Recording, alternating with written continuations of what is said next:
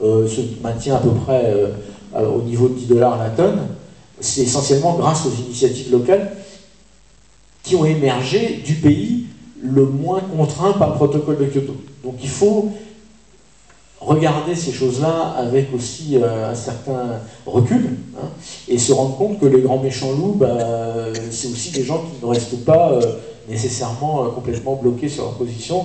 Alors on voit par exemple aussi le président Obama, si pendant son premier mandat on attendait beaucoup de lui, puis finalement il a fait très peu, et puis finalement après sa réélection il est allé un petit peu plus vite, un petit peu plus fort. Et là ils arrivent en fait à Paris, après avoir négocié un accord avec les Chinois, et ça va compter très fort.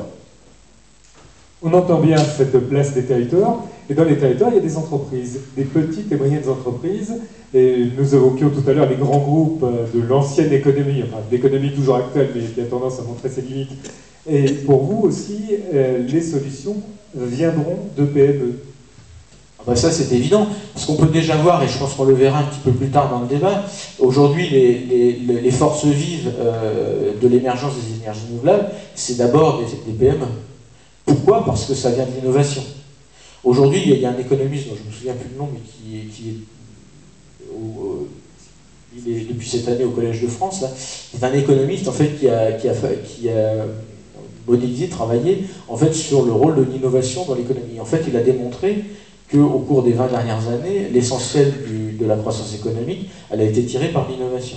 Et en fait, contrairement à ce qu'on entend parfois dans les médias, finalement, les fruits de cette vigueur économique est allé essentiellement aux entreprises qui sont essentiellement des PME. Certaines ont commencé comme des micro-entreprises et sont aujourd'hui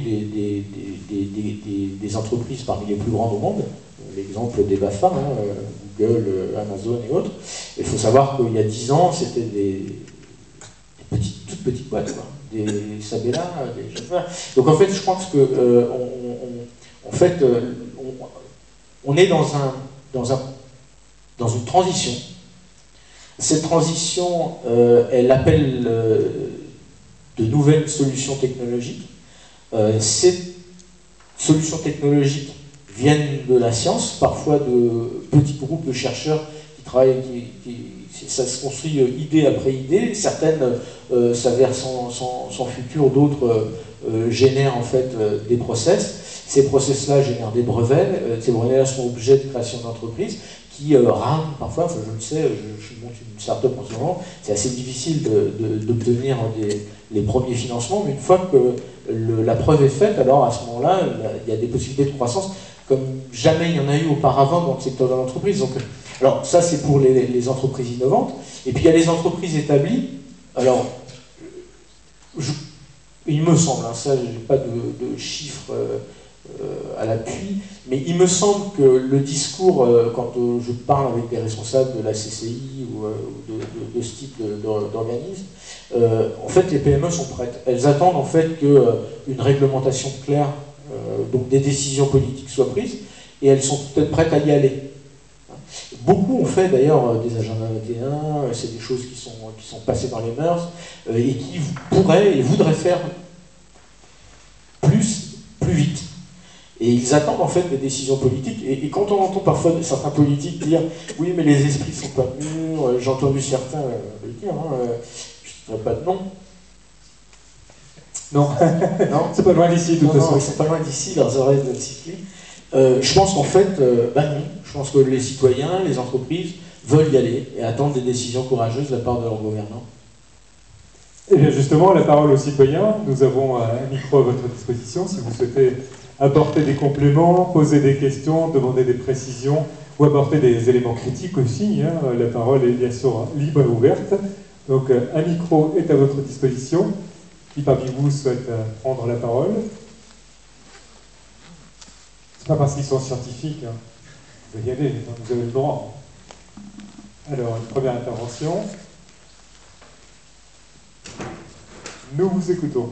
Bonsoir et merci beaucoup pour ces présentations claires. J'ai plusieurs questions, remarques, interrogations. Je vais essayer de les hiérarchiser. La première, c'est sur la place du scientifique qui perçoit le risque. J'ai lu un historien il n'y a pas longtemps Frejos, j'arrive jamais à prononcer son nom, qui lui inverse la causalité, qui dit que la science a, a été amenée d'abord pour déplacer le risque des échelles collectives où elles étaient gérées à l'échelle individuelle. C'est-à-dire que le risque est arrivé, était géré collectivement, puis il est devenu géré à l'échelle des individus. Donc, et les scientifiques ont été amenés aussi, ont été instrumentalisés, ou je ne sais pas bien quel mot il utilise, bon, il a une analyse un peu marxiste de la chose, et ils ont été instrumentalisés par des possesseurs de capitaux pour développer des industries. Donc j'aurais aimé, ça c'est ma première question, j'aurais aimé savoir un petit peu votre point de vue par rapport à sa théorie, je ne sais pas si elle est validée par l'ensemble des collègues ou pas. Mais ça pose aussi la question, on peut citer un autre domaine, l'agriculture. Dans les années 50, l'INRA a fortement été utilisée pour moderniser l'agriculture. 40 ans plus tard, les mêmes scientifiques, parfois au fin fond de leur carrière, ont complètement changé. Donc quand ils vont revoir des agriculteurs, des éleveurs, là aussi la science je ne le vois pas tout à fait, c'est peut-être dans la catégorie il est responsable du risque, je ne sais pas. Mais là, je suis un petit peu mal à l'aise par rapport à votre analyse. Je suis aussi surpris qu'on attende, alors on attend évidemment des réponses sur les faits et sur les processus des scientifiques, mais on n'attend pas des décisions politiques, non? Il me semble que trop souvent, alors c'est peut-être que ça vous a échappé, mais vous notiez qu'on attendait moi j'avais l'impression que le scientifique c'était un peu un prêtre. Alors c'est pas du tout un prêtre, c'est quelqu'un qui donne des faits, mais après pour répondre aux différents enjeux, il faut des réponses politiques. Enfin, ça c'est ce que je crois, mais peut-être que là aussi je me trompe. Votre économiste qui vous manque, je pense que c'est Polanyi, mais je me trompe peut-être aussi. Non, apparemment c'est lui. J'avais une dernière question, mais je l'ai ratée. Je l'avais notée. On en a déjà pas mal là. Voilà. Merci. Merci aussi. Alors, la place du scientifique par rapport au risque, est-ce que c'est le scientifique qui déplace le risque du collectif vers l'individuel? À la Retière et à la Ferrière. Monsieur alors j'ai du mal à le dire aussi, Fressos, son joli bouquin L'Apocalypse joyeuse qui est sorti il y a 2-3 ans a fait du bruit, parce qu'en fait c'est un petit mouvement qui a été initié. Alors, on va reprendre un peu l'histoire. Encore une fois, l'histoire de l'environnement en France c'est quelque chose d'assez récent, c'est-à-dire la prise de conscience par les historiens classiques et les historiens des sciences, qui sont deux champs qui parfois se parlent de loin. Moi je suis historien de formation, les historiens des sciences sont vus comme des gens un peu étranges, c'est-à-dire qu'ils ont une formation scientifique et une formation d'historien en même temps, donc on est sur deux registres parfois qui ne sont pas toujours complémentaires. Alors quand Fressos a commencé à parler de ça, il n'a pas parlé dans le désert, si j'ose dire, heureusement pour nous, parce qu'il y a des gens qui avaient commencé à travailler comme à Paris, à Midahan, des gens comme Christophe Bonneuil, sur les 30 Glorieuses par exemple, sur justement l'agriculture, la conversion de l'INRA à des modes de productivisme effrénés, dans les années 40, 50, et puis dès que l'INRA est produit et fabriqué avant la fin de la guerre, pardon. Et puis des gens comme René Dumont qui sont l'incarnation de ce que vous disiez à l'instant, c'est vraiment ce revirement au bout d'un moment de la prise de conscience. Alors pour revenir sur la première question, le passage du collectif à individuel, ça a été bien mis en évidence par le travail sur les normes, c'est-à-dire en gros les historiens du droit ont commencé, les premiers à bien comprendre la première loi sur qu'on appelait ça, les constructions insalubres ou les usines qui peuvent être dangereuses pour la population, c'est sous Napoléon Ier. Et en fait, on sait que cette loi elle avait essentiellement pour but de protéger celui qui avait une usine polluante. Pas la population qui est autour, mais le pollueur. Donc c'est une prise de conscience de l'environnement, de faire en sorte que le scientifique va être un agent qui va permettre, les scientifiques à l'époque on l'appelle pas comme ça, mais ça va être le savant, ou le technicien, ou le mathématicien, ou le chimiste, ou le physicien qui arrive dans une usine, il est là pour éviter, on va dire comment, que les usines en question explosent. Donc de transférer sur l'ensemble d'une population qu'on peut identifier un problème qui en fait concerne tout le monde, mais qui devrait être pris en compte, qui devrait être pris en charge uniquement par celui qui construit l'usine. Donc ça, c'est les historiens du droit quand ils les premiers à le comprendre. Les historiens classiques ont mis plus de temps à le comprendre, parce que, vous le dire à l'instant, la posture du scientifique à la base, on revient à ce que je disais tout à l'heure, il y a ceux qui vont être d'emblée, bon je vais prendre un exemple classique, vous prenez des gens comme Chomsky qui disent eux-mêmes, si vous voulez avoir une carrière avec plein de diplômes, plein de médailles et puis beaucoup d'argent, vous prenez le courant proche des dominants. Et si vous voulez faire votre travail de scientifique sans forcément aller dans ce champ-là, vous allez avoir des soucis rapidement pour votre carrière, pour vos promotions, etc. Et ça existe depuis le 19e siècle. Donc les gens qui dénoncent les problèmes qui sont associés aux usines insalubres sont généralement mis un peu sous de côté, même les ingénieurs des ponts et chaussées, etc., qui commencent à travailler sur ces thématiques-là, on voit la prise de conscience très, très précoce et leur prise en compte de leur discours très tardif, Par exemple, le mot de pollution apparaît sous la plume d'un ingénieur des ponts et chaussées à Paris au fin du 19e siècle. Donc on sait déjà ces choses-là depuis le 18e. Moi, je prends toujours aussi des exemples très classiques d'émeutes en Espagne. L'émeute du Rio Tinto, 1893, c'est la première fois qu'une population se révolte contre une usine qui met en danger sa propre vie, sa propre survie. Ça fait des dizaines de morts. C'est la population qui prend en charge ça, guidée en soi par des syndicalistes, et les scientifiques qui sont en face, les chimistes, disent qu'il n'y a aucun problème. Alors qu'ils le savent pertinent, les médecins aussi signent des documents de salubrité complète de l'activité. Ça rejoint la notion de prêtre du scientifique? Ben voilà, en fait la posture du scientifique, on l'a toujours mise un peu au-dessus. Alors maintenant, en tant qu'historien, moi je suis toujours un peu mal à l'aise face à ça.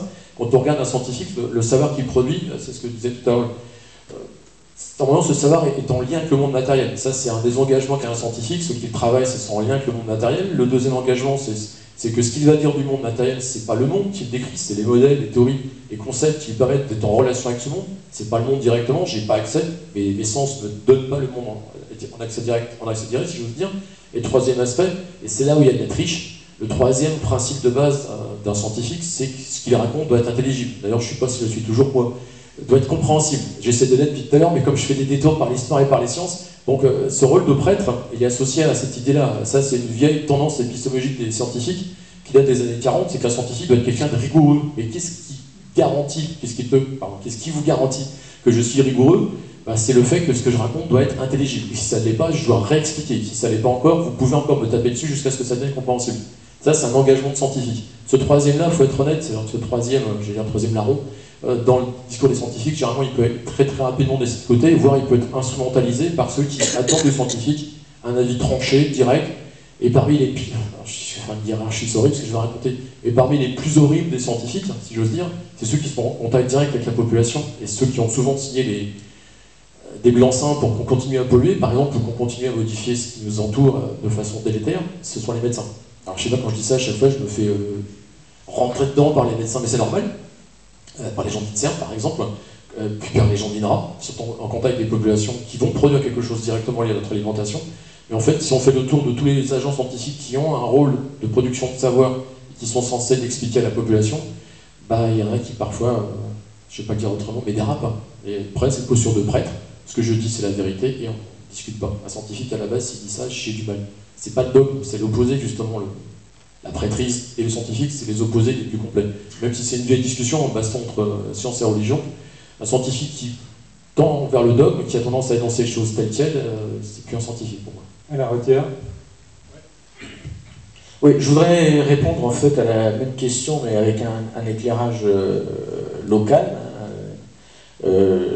Alors, le rôle du scientifique face au risque, bon, moi je viens de la communauté du développement, je travaille dans les pays en voie de développement depuis une trentaine d'années. Depuis 10 ans, on a commencé en fait à essayer de convaincre en fait les développeurs, donc les porteurs de projets de développement, notamment ceux qui financent des projets d'infrastructure dans les pays en voie de développement, de s'associer à des scientifiques, de façon à ce que les choix d'investissement soient les plus informés possibles. Ça, c'était une idée qui, il y a 10 ans, était une idée révolutionnaire. Eh bien, 10 ans après, ces jours-ci, là, je suis en train de travailler avec un groupe de scientifiques et d'ingénieurs pour le compte du Bénin, pays africain d'Afrique de l'Ouest, et qui est en plein dans le champ de ce qu'on est en train de discuter.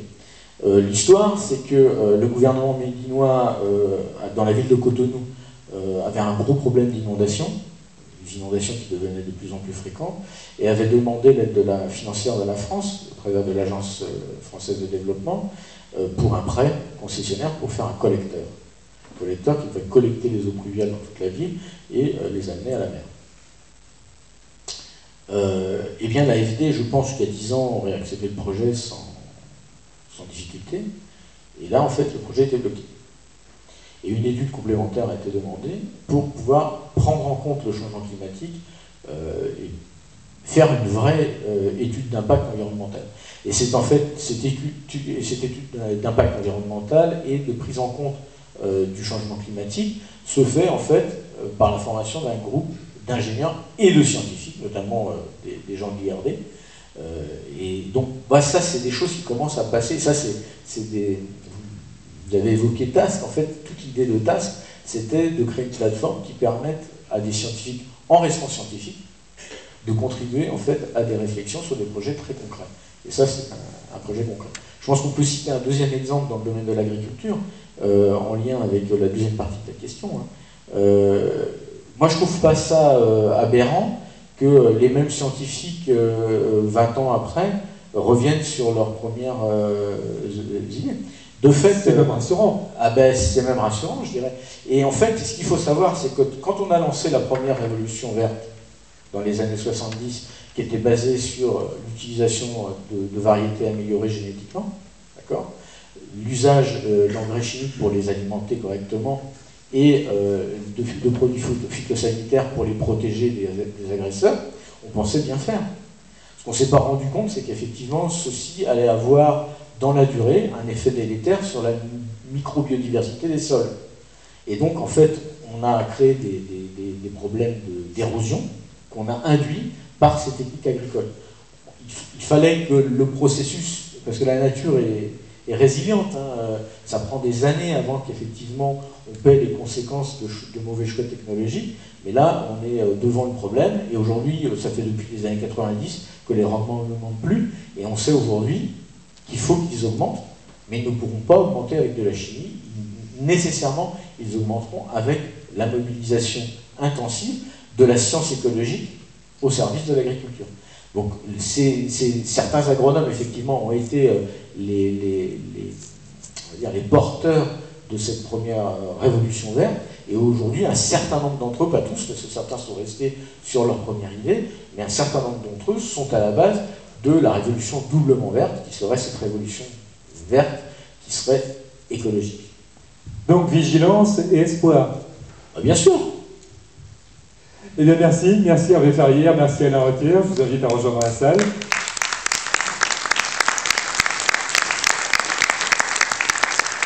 Et nous allons parler de transport.